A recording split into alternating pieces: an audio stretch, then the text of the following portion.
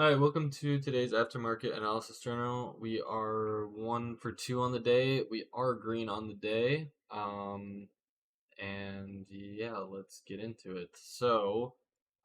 Coming into, I want to start with the daily time frame first because it just looks as if on the daily time frame we are in still a market maker buy model, trying to take out potentially this high as well as come up to all-time highs even. But that's too far ahead to look into. But dropping down onto some lower time frames like the 4 hour and the 1 hour, going into the morning, it kind of did look like we were bearish, but we have so much higher time frame PD arrays, and as you can see, we were holding or we held all of them today. Um, we held this 1 hour, and yeah, so coming into the day, especially because once we opened up in the morning, it was literally just a full push up, no retracements, which is the first trade I'm going to get over, which is kind of stupid in the sense of, well, actually, no, I wouldn't really say it was stupid, but let's get into it. So basically, I already know that, we're by this point, we're really looking to kind of pump today and have movement, which I mean, we didn't come up super crazy, but we still had a decent move, 166-point move up with literally barely any retracement. Yeah, we started to have signs of retracement here. And I had marked out the 50% mark from the swing high or the swing low to the swing high, which, hold on, how did I think about it too? Uh, well, I mean, technically this is the full leg, so yeah. So getting into the first trade, we had an SMT here. We had a higher time frame PD array. We had just swept this buy side level up here, and we started to show a move down. We created this 1 minute order block as well as this 1 minute bearish for value gap. Except I don't think I noticed at the time, but as you can see from this black box here, we had a 15-minute higher time frame PD array, which being a 15-minute for value gap. So we tapped into it. Didn't notice that we also created an SMT some down here. So once we came back into this 1 minute, and it also, I think I already said it created order block. I was like, screw it, I'll enter. And then I ended up figuring out the SMT and all that. And again, we kind of like came down here a little bit and then ended up getting stopped out within a couple minutes. Yeah, I wouldn't say it was necessarily stupid because we had such a huge leg up. Like we were looking for retracement. It's just I shouldn't have gone against the bias, which I think I should. I mean, I don't really know if I do that honestly. I mean, I don't know, but this is why I'm journaling just to get it down. But I feel like going forward, it's just, especially like this, it's stupid, really stupid to honestly go against the bias when there's this strong of confluence of just a move up like this. So yeah, we didn't get the full leg of the retracement, and we ended up going higher. Now coming into the PM session though, this is where we started to have a sort of retracement here. Let me mark this out on higher time frame.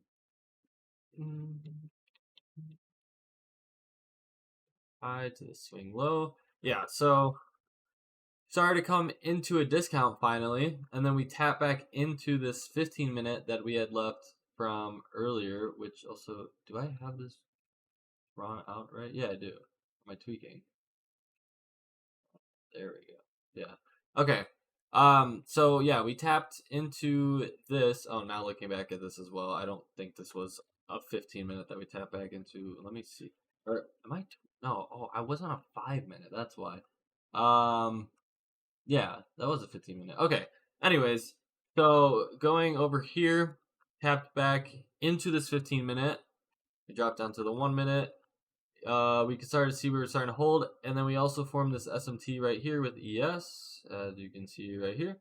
Um, and then yeah, we had this 1 minute bearish fair value gap. So I wanted to see this get inverse, and then I entered right here, literally right after 130. And then I mean entry. I mean, it wasn't the best entry. We were in a little bit of drawdown, but yeah. So I mean, I wanted to originally look for these highs to be taken out to put at break even, but kind of refrained against it because I just felt like it was too short of the distance. Plus, I kind of couldn't really risk being stopped at a break even. The account is we're still we're a little bit struggling, and that's also too why I went in two cons. I kind of feel as if I have to up my risk a little bit now. It's kind of funny how we went backwards when we're going down, but that's usually what's worked for me in the past. I don't believe it's really the best way of managing the risk entirely, but it's just kind of what worked for me. I mean, I tried micros in the past and I wanted to try it again, and I don't know what it is, and I know it's not technically good, but if you can't use lower size to, you know, get gains on the account, but micros have just never worked out for me, especially like top sub taking like you can't use like you used to be able to use 10, which was the full size of an NQ, which then I would like that because it's like 5 is like a perfect sizing, honestly, especially on a 50k account for managing risk and stuff like that. It just comes down to the fact of taking partials. It's very hard when your losses, and then it's like, especially if you're leaving runners, like you really got to let those run. Like, especially if you take like most of your position off, and then you leave. Like that's what I would do is leave two cons, and then it just those things have to be running forever to like make decent gains. Anyways, a little bit of a ramble though. But yeah, we entered here, came down into a little bit of drawdown, and then we started to come up here. And I don't know, volume just kind of lackluster over here. And then we finally started to have the move up that we want to see. We came out, took this high, and then ended up still continuing upwards. Took out these equal highs, and then that's where I took one contract off here, which is also in this bearish for value gap, which we ended up inversing as well.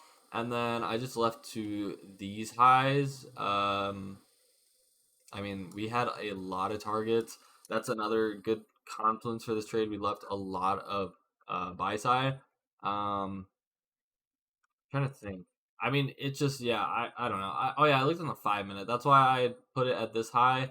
Um, I mean, I could have technically gone on the 15 minute and looked for uh this high. Wait, I'm so confused.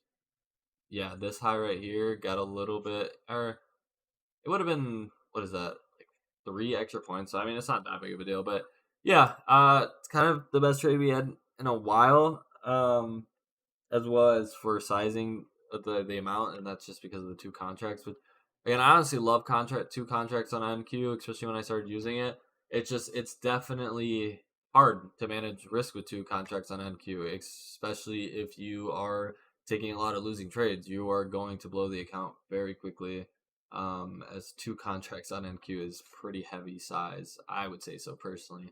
That's just something I've experienced with. But yeah, after that, hopped off the charts, didn't want to look at anything else for the day, and that is basically it. So yeah, just a little update.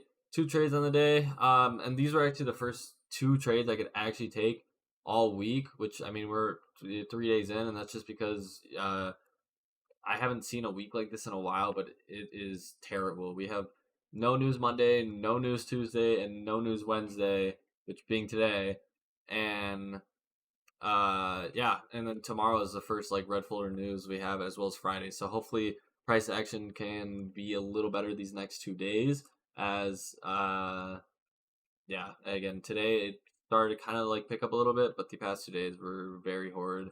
But yeah, that's basically it for today.